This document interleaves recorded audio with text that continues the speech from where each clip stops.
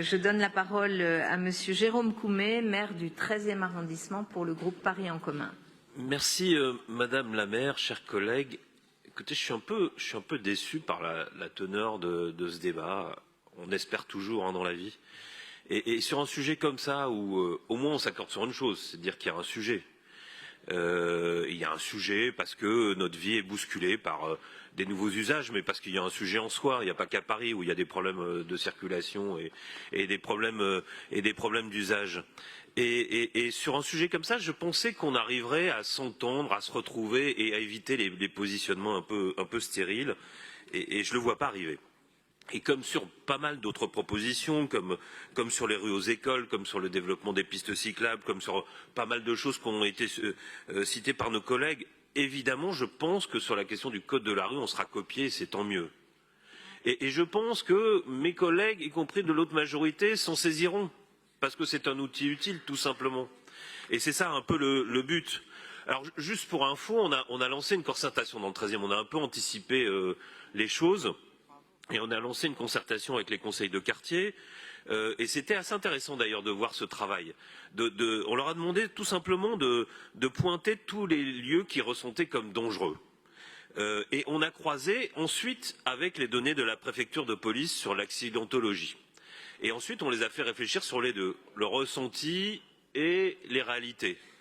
Et à partir de cela, évidemment, ça nous donne des indications fortes sur le fonctionnement. Un peu de silence. Sur le fonctionnement de la police municipale, parce qu'on va évidemment leur demander d'intervenir sur les sites en question.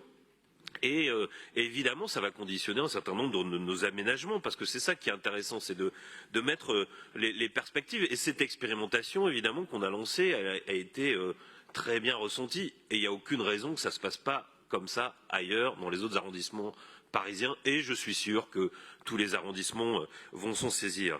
Alors, évidemment, sensibiliser, informer, communiquer, ensuite aménager, sécuriser, ensuite contrôler, sanctionner, c'est des choses qui pourraient aller de soi.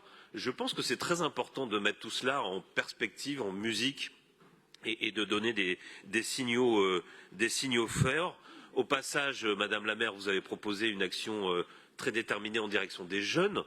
Dans le 13e, on souhaite même créer un lieu spécifique pour les scolaires, pour tout cela, même si ça pourra se faire dans les écoles respectives. Mais je pense que ça sera là aussi un signal important.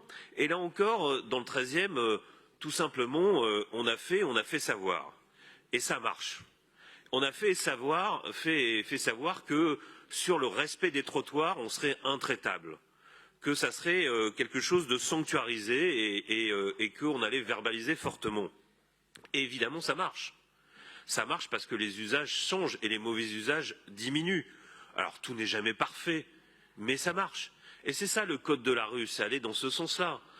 C'est utiliser cet outil de manière collective pour donner des signaux forts aux Parisiens. Et ensuite, évidemment, de le traduire aussi par des aménagements via tous les procédés que j'ai cités, et notamment aussi embellir votre quartier. Mais en guise de conclusion, je souhaite te dire deux choses. Une affirmation et un souhait.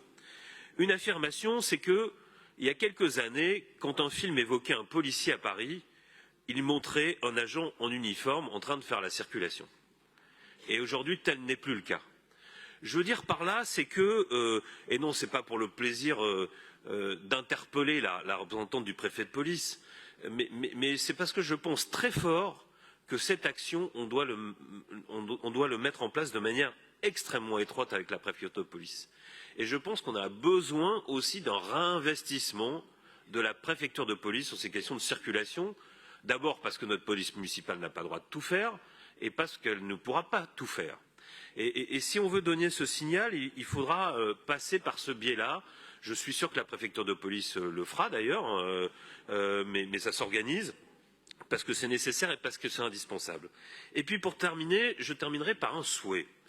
On nous promet depuis quelques années, on nous annonce, y compris, une nouvelle étape de la décentralisation. Bon, à force d'en parler, j'espère que ça finira par se mettre en place.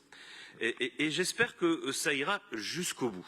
J'espère que ça s'accompagnera d'un droit à l'expérimentation et à la réglementation au niveau local. Et de fait, on a été confronté à la question des trottinettes il y a quelques années, qu'on doive attendre l'arrivée d'une loi pour bouger sur les trottinettes, c'est quand même à pleurer. Et le jour où on aura des possibilités de réglementation, y compris d'aménagement des contraventions et de leur montant, de régulation des nouveaux usages au niveau local, ça changera fortement la donne. Aujourd'hui, la loi française ne le permet pas. Je pense que ça sera un des grands combats des élus locaux de le permettre. Merci à vous. Merci beaucoup, Monsieur le maire, et pour vos paroles et vos propositions et votre engagement.